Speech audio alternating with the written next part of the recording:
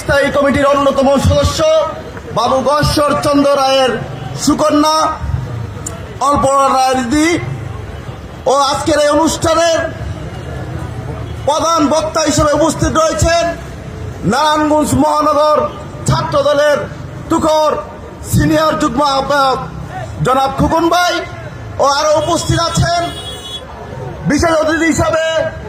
আমাদের সকলের ও নারায়ণগঞ্জের আপামর জনসাধারণের নেতা আমার অহংকার জনাব জাকির খানের প্রিয় ছোট ভাই জনাব জিকু ভাই ও আরো উপস্থিত রয়েছেন নারায়ণগঞ্জ থানা বিএনপির সম্মানিত সাংগঠনিক সম্পাদক বন্ধুবর জনাব লিঙ্কন খান ও বাংলাদেশ জাতীয়তাবাদী যুবদল নারায়ণগঞ্জ জেলা শাখার সহসভাপতি বন্ধুবর পারভেজ মল্লিক, নারায়ণগঞ্জ জেলা ছাত্র দলের সাবেক অর্থ বিষয়ক সম্পাদক জনাব নূর মোহাম্মদ হানিফ সহ উপস্থিত সকল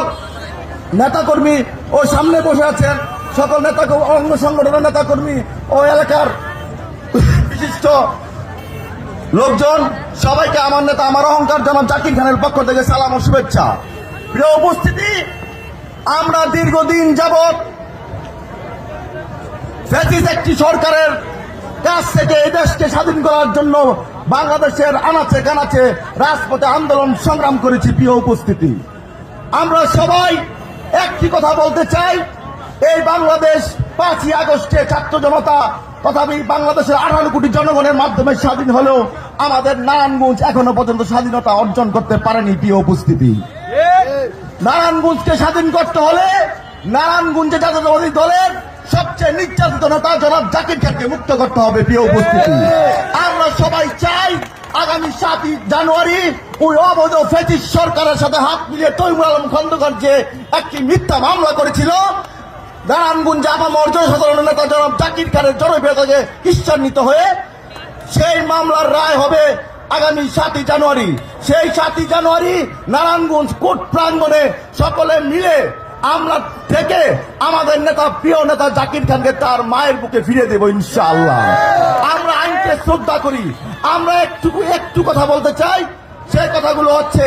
আমরা বিএনপি জাতীয়তাবাদী দল বিএনপির নেতাকর্মীরা আজকে বাংলাদেশের প্রত্যন্ত অঞ্চলে আওয়ামী লীগের নেতাকর্মীরা কিভাবে আমাদের অত্যাচারের স্টিম লুড়াল আমাদের উপর দিয়ে চালিয়েছে আমরা শহরে বড় বড় এসি রুমে বসে তা আমরা অবলোকন করি নাই বা করতে চাইও নাই। আজকে গ্রামগঞ্জে আওয়ামী লীগের যারা স্টিম লুড়া চালাইছে, যারা বিএনপির রাজপথের অগ্রণী ভূমিকা পালন করার জন্য মিছিল মিটিং এ সমবেত হতো, তাদেরকে স্টিম লুড়া চালাতো, বাড়িঘর থাকতে দিত না, তাদের বাসায় গিয়ে বিএনপির নেতাকর্মী দাওয়াত খাচ্ছেন। ভুলে যান বাংলাদেশ 5ই আগস্টের মাধ্যমে স্বাধীন হয়েছে আন্দোলন সংগ্রামের মধ্য দিয়ে। আপনারা যদি বাংলাদেশের প্রত্যন্ত অঞ্চলে গ্রামে গঞ্জে আওয়ামী লীগের কোন নেতার বাড়িতে যাবেন, তাহলে সেই এলাকার বিএনপির নেতাকর্মীর সাথে আলাপ আলোচনা করে যাবেন, না হলে আমরা আপনাদের বিরুদ্ধে রাজপথে নামতে বাধ্য হব এবং সেই রাজপথে জাকির খানের নেতৃত্বে আমরা আপনাদের বিরুদ্ধে স্লোগান তুলব। আগামী 7ই জানুয়ারি জাকির খানের মুক্তির দাবিতে সবাইকে নারায়ণগঞ্জ কোর্টের প্রাঙ্গণে উপস্থিত থাকার আহ্বান জানিয়ে আমি আমার বক্তব্য এখানে শেষ করছি। বাংলাদেশ জিন্দাবাদ, বাংলাদেশ জাতীয়তাবাদী দল জিন্দাবাদ, বাংলাদেশ জাতীয়তাবাদী মৎস্যজীবী দল জিন্দাবাদ, আমার নেতা আমার অহংকার জনাব জাকির খান জিন্দাবাদ জিন্দাবাদ।